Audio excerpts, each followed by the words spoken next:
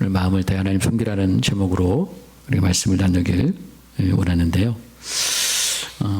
그러면 사람들이 이제 세상을 떠날 때 마지막으로 특히 자녀들에게 남기는 그 이야기를 바로 우리가 유언이다라고 이야기합니다.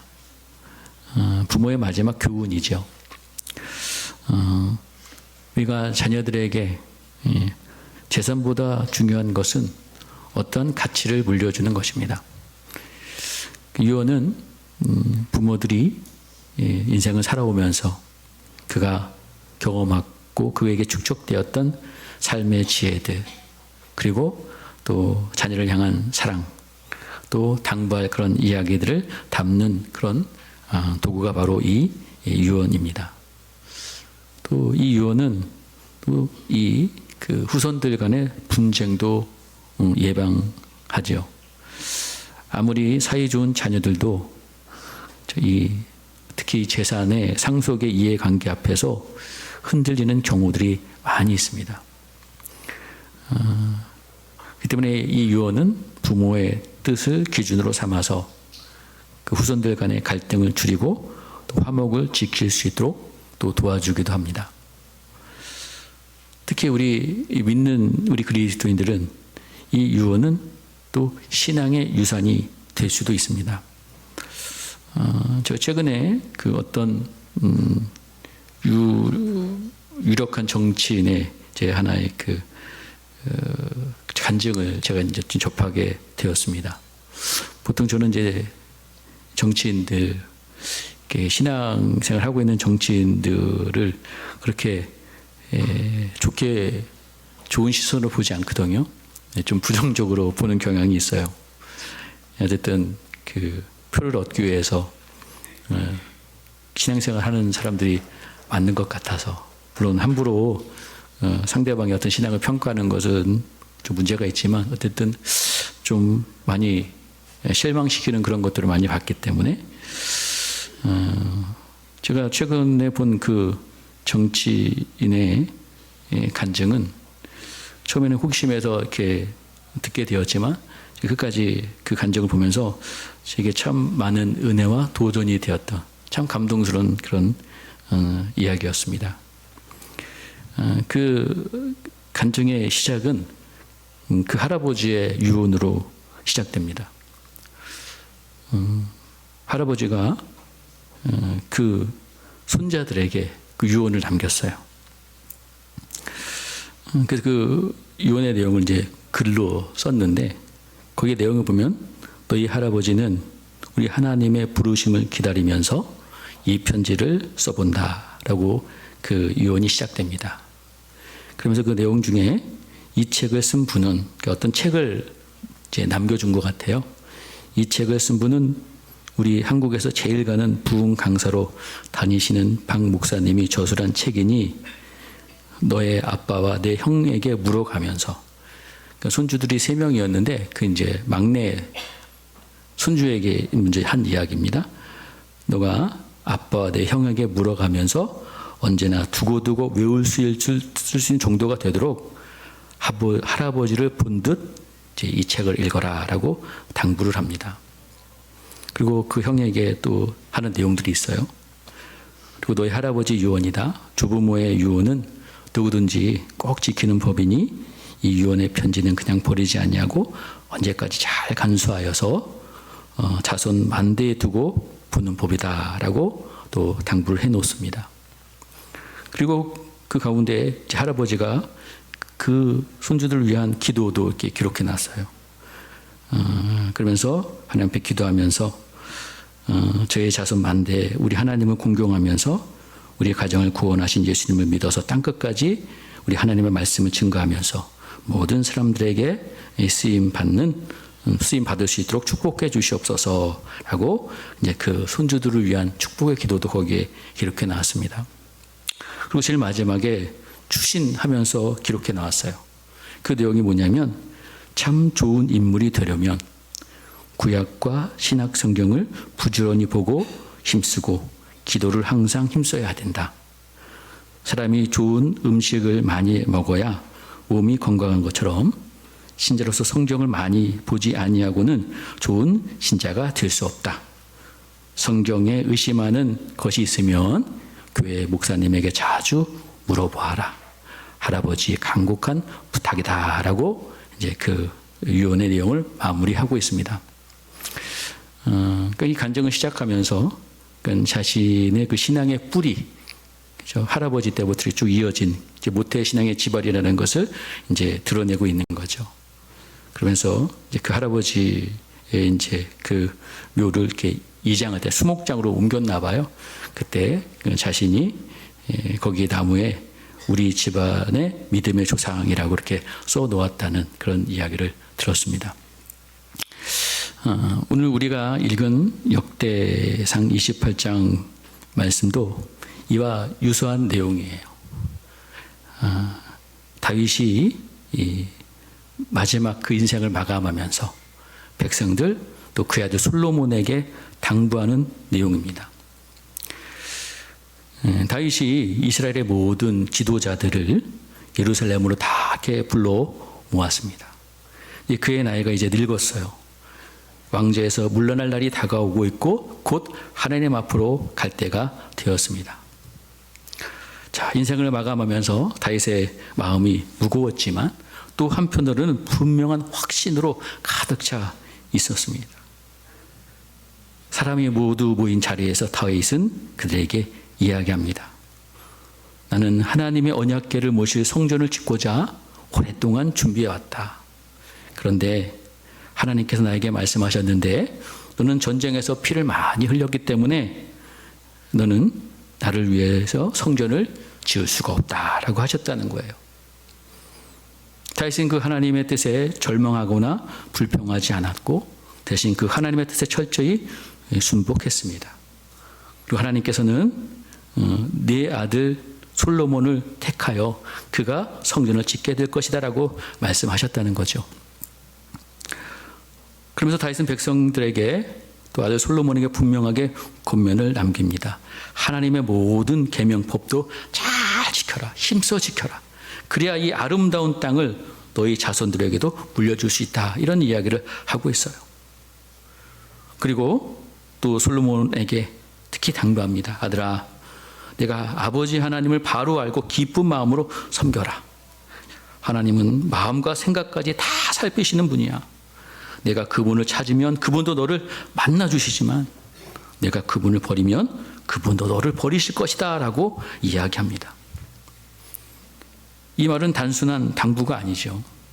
아버지가 인생을 걸고 하나님 앞에서 터득한 그런 정말 생명과도 같은 그 진리입니다.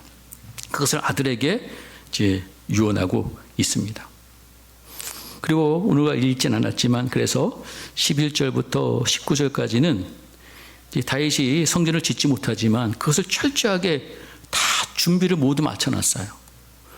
그래서 하나님께서 이 다윗에게 그 성전을 지을 그런 설계도를 세심하게 주셨습니다. 단순히 어떤 건물 도면이 아니라 성전의 현관부터 내실, 다락방, 속죄소, 뜰의 구조, 곡간의 배치, 그리고 제사장과 레인의 역할과 질서에 대해서 또 필요한 여러 가지 그런 기구들, 모양, 수량, 무게, 그렇죠? 아주 세세하게 그 설계도를 이 지금 솔로몬에게 이렇게 넘겨주고 있어요. 그러면서 다윗이 솔로몬에게 얘기합니다. 이것은 단순한 인간의 설계가 아니다. 자, 우리 19절 말씀 한번 보겠습니다. 19절, 자, 시작.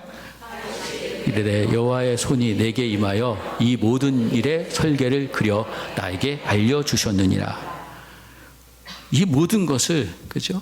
하나님의 손이 임하여서 자기에게 알려주셨다는 거예요. 하나님의 영광을 받아서 이 설계도를 완성하였고, 이제 그것을 이제 이 솔로몬 아들에게 유산으로 넘깁니다. 마치 모세가 성막을 짓기 위해서 하나님께 받은 그 규례를 이스라엘 백성들에게 전하여 준 것처럼 다윗도 성전을 위한 그런 하나님의 설계도 청사진을 준비하여서 그걸 넘겨주고 있어요. 그리고 20절, 21절에는 이제 마지막 솔로몬에게 당부하면서 이 성전을 짓는 그 일 감당해 나갈 때 하나님께서 함께 해 주실 거다. 강하고 담대하게 이 일을 진행하고 또 하나님께서 성전을 돕기 위해서 여러 사람들을 붙여 주실 거니까 그죠? 두려워하지 말고 힘을 내라고 이야기하고 있는 내용이 바로 오늘 우리가 28장의 말씀입니다. 제가 오늘 자주 강조하지만 우리가 성경을 읽을 때 하나님께 이 성경을 쓰신 분명한 목적이 있거든요. 근데 그 목적은 첫 번째로 이 성경을 읽는 당시에 이 성경을 읽게 되는 1차 독자들이 있었다고 말씀드렸어요. 그들이 누구라고 말씀드렸습니까? 바로 바벨론으로 포로로 끌려갔다가 70년 만에 다시 예루살렘으로 돌아온 이스라엘 백성들에게 주시는 말씀이에요. 자, 여러분 지금 그들이 돌아왔을 때 지금 현실은 어떻습니까? 나라는 망했죠. 그리고 성전은 지금 어떻게 돼 있어요? 다 무너져 있어요. 자, 폐허의 지금 현실 가운데 그들이 눈앞에 펼쳐져 있어요.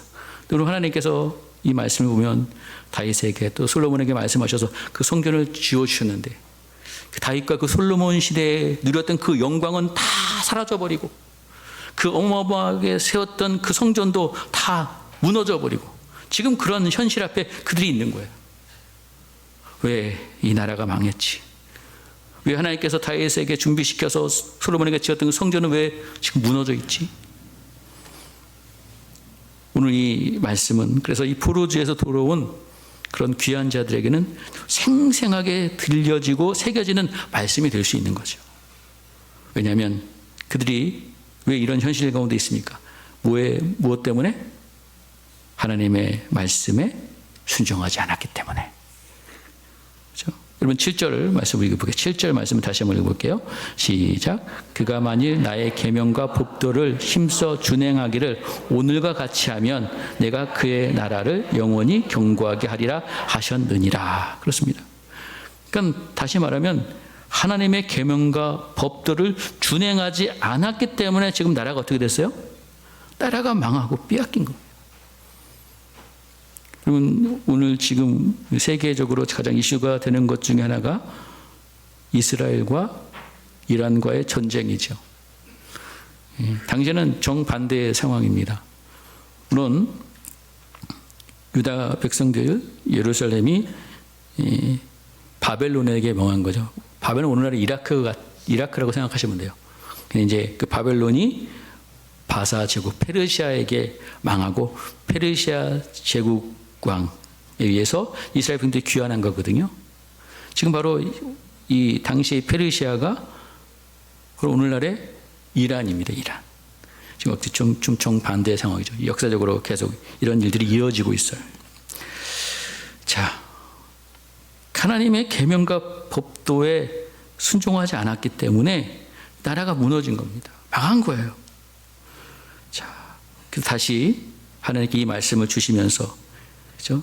이 다윗에게 주신 이 말씀들을 그들이 새기면서 성전을 다시 세워나가면서 하나님의 말씀에 순종하면 다시 다윗에게 약속한 이 말씀이 반드시 어떻게 돼요? 성취될 것이다. 지금 너희들 나라가 망했고 빼앗긴 상황 가운데 있지만 이 나라는 다시 회복되고 견고한 나라가 될 수 있을 것이라는 소망을 주시는 말씀이 바로 이 말씀이에요. 솔로몬에게 성전을 지으라고 말씀하시면서 그에게 격려했던 이 말씀도 동일하게 지금 그들이 돌아와서 성전을 다시 지어야 되는데 그리고 그들에게도 큰 격려와 힘이 되는 말씀이었다는 거죠. 자, 여러분 오늘 우리가 이 말씀을 통해서 우리가 깨달아야 될 것은 뭐냐면 우리가 분명히 신앙생활 할 때에 우리가 정체성을 분명히 해야 됩니다. 이제 우리가 역대기상 말씀이 28장 오늘 봤는데 29장이면 끝나요. 역대하로 가면 이제 솔로몬의 이야기로 진행이 됐는데, 여러분 역대기 말씀 우리가 보면서 가장 특징 중에 하나가 뭐라고 말씀드렸어요? 족보 이야기가 쭉 기록되어 있다고 들었어요. 족보. 명단들이 많이 기록되어 있습니다. 특히 1장부터 9장까지는 쭉 계속해서 족보고 23장, 27장에 무수한 사람들의 이름이 나와요. 바로 말이 어렵고, 그죠? 별다른 감동이 안 되는 그런 명단들이 쭉 진행이 되는데, 그러나 그 당시에 이 이름들은요, 그죠? 오늘 우리가 이렇게 인쇄된 이런 성경으로 보고 있지만, 당시 이런 성경들이 없었잖아요. 이 이름들이 기록되기 위해서는 아주 값비싼 양피지에 그 이름들이 다 기록되어 있는 아주 중요한 기록이었다는 거죠. 자, 여러분, 이러한 명단, 족보를 통해서 하나님께서 이스라엘 백성들에게 하시고자 하는 것은 뭐냐면 바로 이스라엘 백성들의 정체성을 확인시켜주고 싶었던 거예요. 너희들이 누구냐?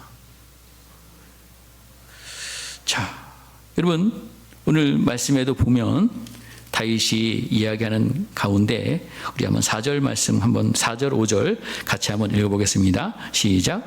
그러나 이스라엘 하나님 여호와께서 전에 나를 내 부친의 온 집에서 택하여 영원히 이스라엘 왕이 되게 하셨나니 곧 하나님이 유다 지파를 택하사 머리를 삼으시고 유다 가문에서 내 부친의 집을 택하사 내 부친의 아들 중에서 나를 기쁘하사 온 이스라엘의 왕으로 삼으셨느니라. 여호와께서 내게 여러 아들을 주시고 또 그 모든 아들 중에서 내 아들 솔로몬을 택하사 여호와의 나라 왕위에 앉혀 이스라엘을 다스리게 하려 하실세. 자, 여러분, 지금 다윗이 자신이 택함 받아서 왕이 된 가정에 대해서 이야기합니다. 그죠? 하나님이 유다 지파에서 자기를 택하셨고, 그죠? 유다 지파에 하나님께서 유다 지파를 택하사 유다 지파에서 자기 아버지 집을 택하고 아버지 집에서 여러 아들이 있었지만 그 아들 중에서 자기를 택하여서 기뻐하셔서 자기를 왕으로 삼아주셨고, 또 자기의 그 여러 많은 아들 중에서 누구를 택하셔서 솔로몬을 택하여서 여호와 나라 왕위에 앉혀 이스라엘 다스리게 하셨다라고 이야기합니다. 여러분, 이 말씀과 아까 말씀드린 그 족보로 우리가 연결시켜 볼 때에 이 이스라엘 백성들 하나님께 다윗을 택하셔서 왕으로 삼으시고 솔로몬을 택하셔서 왕으로 삼으신 것처럼 이스라엘 백성들 하나님께서 택함 받은 하나님의 거룩한 백성이라는 거예요. 여러분, 다윗을 택하신 하나님, 솔로몬을 택하신 하나님, 그 하나님이 누구도 택하셨을까요? 누굴 택하셨어요? 여러분, 저와 여러분도 택하신 줄 믿으시길 바랍니다. 우리가 여기에 와서 예배하는 거는 그냥 우리가 나 예배 가야, 그게 아니에요. 또 하나님의 부르심이 있어서 하나님께 여러분을 택해 주셔서 여러분 이 예배의 자리에 나온 줄 믿으시길 바랍니다. 여러분, 예배소서 1장 3절 5절을 말씀을 한번 볼게요. 자, 함께 읽겠습니다. 시작. 찬송하리로다. 하나님 곧 우리 주 예수 그리스도의 아버지께서 그리스도 안에서 하늘에 속한 모든 신령한 복을 우리에게 주시되 곧 창세전에 그리스도 안에서 우리를 택하사 우리로 사랑 안에서 그 앞에 거룩하고 흠이 없게 하시려고 그 기쁘신 뜻대로 우리를 예정하사 예수 그리스도 말미암아 자기의 아들들이 되게 하셨으니. 사도 바울의 이야기입니다. 하나님께 우리를 언제 택하셨다고 얘기합니까? 창세전에 우리를 택하셨다. 왜? 우리를 사랑 안에서 그 앞에 거룩하고 흠없게 하시려고 그 기쁘신 뜻을 따라서 우리를 예정하셨다고 이야기합니다. 그래서 우리가 예수 그리스도로 말미암아 뭐가 되게 하셨다고요? 자기의 아들들이 되게 하셨다. 하나님의 자녀가 되게 하셨다는 거예요. 여러분 하나님의 자녀인 줄 믿으십니까? 요한복음 1장 12절 말씀이죠. 같이 한번 읽어볼게요. 시작. 영접하는 자 곧 그 이름을 믿는 자에게는 하나님의 자녀가 되는 권세를 주셨으니. 여러분, 예수 그리스도 이름 믿는 자들에게는 하나님의 자녀가 되는 권세를 주셨다는 겁니다. 여러분, 오늘 우리가 읽은 28장 6절에 보면 다윗이 이야기합니다. 우리 6절 한번 같이 읽어볼게요. 시작. 내가 이르시기를 내 아들 솔로몬 그가 내 성전을 건축하고 내 여러 뜰을 만들리니 이는 내가 그를 택하여 내 아들을 삼고 나는 그의 아버지가 될 것임이라. 이게 지금 하나님의 말씀을 전하는 겁니다. 내가 그를 택하여, 누가 택하신다는 거예요? 하나님께서 택하셔서 솔로몬을 뭐로 삼는다고요? 아들로 삼고 나는 그의 아버지가 될 것이다. 아까 여러분 우리가 예배에서 말씀드렸잖아요. 하나님께서 우리를 택하셔서 우리를 뭘로 삼으신다고요? 자녀로 삼는다는 거예요. 이 말씀 보면 우리는 누구하고 동급입니까? 솔로몬과 동급이에요, 여러분. 그죠? 우리가 누구의 자녀인지 엄청난 권세예요. 우리가 이 정체성을 알아야 된다는 거예요. 그죠? 이래 여러분, 정체성이 정해지면 삶의 방향도 정해질 수 있습니다. 근데 여러분, 정체성을 잃게 되면 삶의 방향이 흔들리고 잘못되는 거예요. 아까도 말씀드린 포로제에서 돌아온 이스라엘 백성들, 바벨론에서 오랫동안 또 거기에서 태어난 정체성이 혼란한 그런 상황 가운데 있어요. 그들에게 정체성을 확립해 주고 있는 겁니다. 하나님이 택하신 백성, 하나님의 자녀라는 것을 그들이 어떻게 해야 될지, 무엇을 해야 될지 알려주고 계시다는 것. 우리는 전에 죄의 종으로 살았지만 예수 그리스도께서 이 땅에 오셔서 우리의 모든 죄를 대신해서 대속하여 주셨고, 그를 믿는 자에게는 하나님의 자녀라는 새로운 정체성을 주셨다는 것을 우리는 기억해야 돼요. 고린도서 5장 17절 말씀이죠. 같이 읽습니다. 시작. 그런즉 누구든지 그리스도 안에 있으면 새로운 피조물이라, 이전 것은 지나갔으니 보라 새 것이 되었도다. 여러분, 정체성, 뿌리가 중요하다는 거예요. 우리의 뿌리는 이제 예수 그리스도시라는 것, 그리고 하나님의 자녀가 되었다는 것. 우리가 이것을 망각하면 어떻게 된다고요? 망하는 거예요. 무너진다는 것을 오늘 하나님께서 이스라엘 백성 중에 우리에게 교훈해 주고 있는 겁니다. 자, 우리가 정체성이 확립됐다면 우리는 이제 뭐요? 말씀의 사람이 되어야 됩니다. 아까 말한 대로 하나님께서 이 다윗을 통해서 얘기하죠. 다시 한번 7절 한번 다시 한번 읽을게요. 시작. 그가 만일 나의 계명과 법도를 힘써 준행하기를 오늘과 같이 하면 내가 그의 나라를 영원히 경고하게 하리라 하셨느니라. 계명과 법도를 힘써 지키면 그의 나라 영원히 경고하게 하겠다. 여러분, 나라가 경고해져야지 또 성전도 세워지고 유지되는 것 아니겠습니까? 하나님께서 약속하여 주셨던 그 축복의 전제 조건, 내 아들로 삼고 내 아버지가 되고 그 나라 영원히 해주겠다, 이 전제 조건의 약속이 있어요. 뭐예요? 하나님 앞에 순종하라는 겁니다. 우리는 다윗의 삶을 통해서 순종이 얼마나 중요한지 우리가 확인했지 않습니까? 다윗은 그것을 경험했고 그것을 백성들과 솔로몬에게 당부하고 있어요. 여러분, 순종이 왜 이렇게 중요한지. 여러분, 순종은 하나님을 하나님으로 인정하는 것이고 하나님의 왕권, 하나님의 주권을 인정하는 삶이기 때문에 우리가 하나님의 백성이고 자녀임을 인정하는 삶이 바로 하나님 말씀 앞에 늘 순종하는 것이라는 거예요.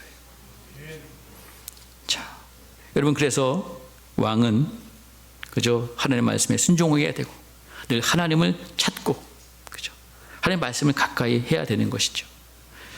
그리고 신명기 17장에 보면 우리 한번 같이 한번 읽겠습니다. 시작. 그가 왕위에 오르거든 이 율법서의 등사본을 내 이스라엘 제사장 앞에 책에 기록하여 평생에 자기 옆에 두고 읽어 그의 하나님 여호와를 경외하기를 배우며 이 율법의 모든 말과 이 규례를 지켜 행할 것이라. 그리하면 그의 마음이 그의 형제 위에 교만하지 아니하고 이 명령에서 떠나 좌로나 우로나 치우치지 아니하리니 이스라엘 중에서 그와 그의 자손이 왕위에 있는 날이 장구하리라. 여러분, 이 말씀은 모세가 이스라엘 백성들에게 당부한 내용이에요. 당시에는 알겠지만 여러분, 왕이 없는 그런 시대임에도 불구하고 혹시 너희들이 왕을 세우려고 할 때 왕이 어떻게 해야 되는지를 이야기하는 그런 이야기입니다. 오늘 다윗이 한 이야기, 같은 말이잖아요. 자, 여러분, 말씀을 가까이 하는 것, 말씀의 사람이 되는 것, 여러분, 그런 삶을 살아갈 때 하나님께서 하나님의 자녀로서 그의 삶, 그의 나라 경고하고 든든히 영원토록 지켜주실 줄 믿습니다. 자, 여러분, 하나님께서 사명을 주실 때 가장 먼저 요구하는 건 바로 순종이라는 거예요. 말씀을 잘 지켜야 된다. 계시록 1장 3절에서도 말씀하시는데요. 한번 같이 한번 보겠습니다. 시작.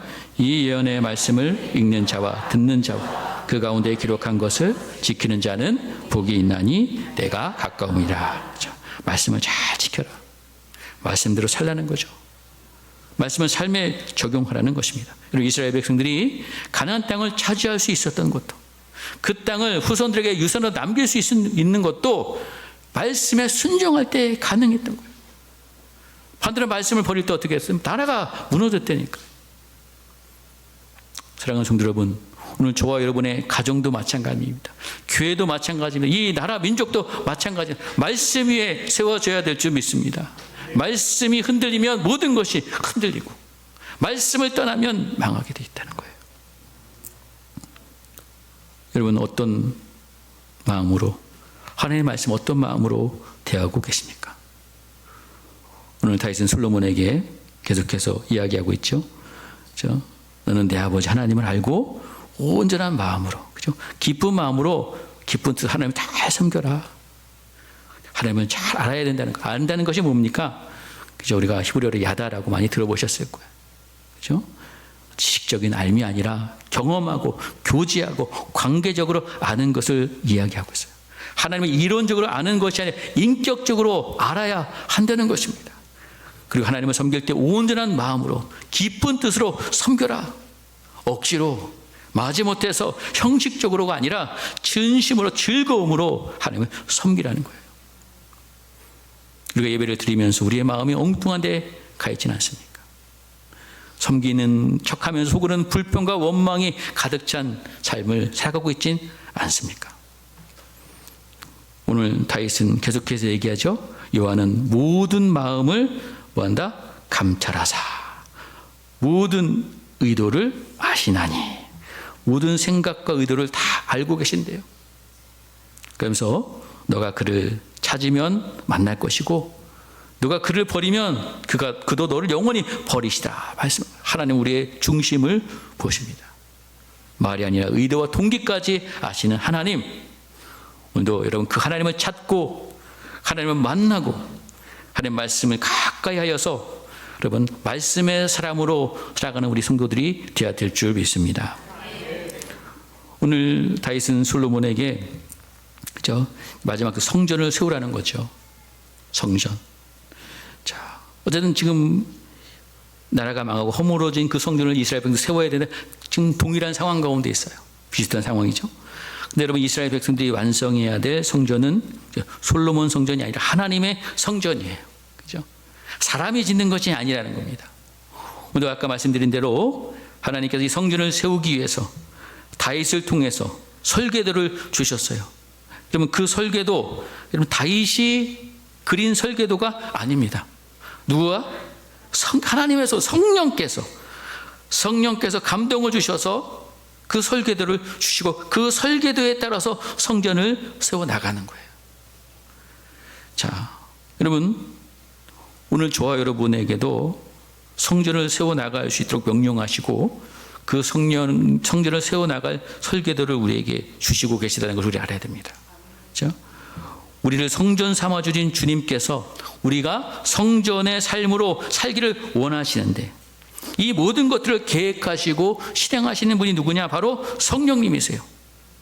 성령께서 성전의 설계도를 다윗에게 주었고 또 그 솔로몬에 주어진 것처럼 오늘 이 시대 그 설계도 어떻게 우리에게 주어졌느냐? 요한복음 5장 39절 말씀에 보면은 너희가 성경에서 영생을 얻는 줄 생각하고 성경을 연구하거니와 이 성경이 곧 내게 대하여 증언하는 것이라 라고 말씀하고 있습니다. 그러면 성경은 누구에 대한 기록이에요? 예수님에 대한 기록입니다. 그죠? 예수님께서 우리의 구원자 되시고 우리의 구원받은 우리들의 왕이신 예수 그리스도.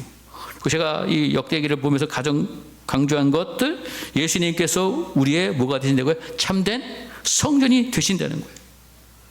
여러분 이것을 알게 하고 깨닫게 하고 믿게 하시는 분이 누구세요?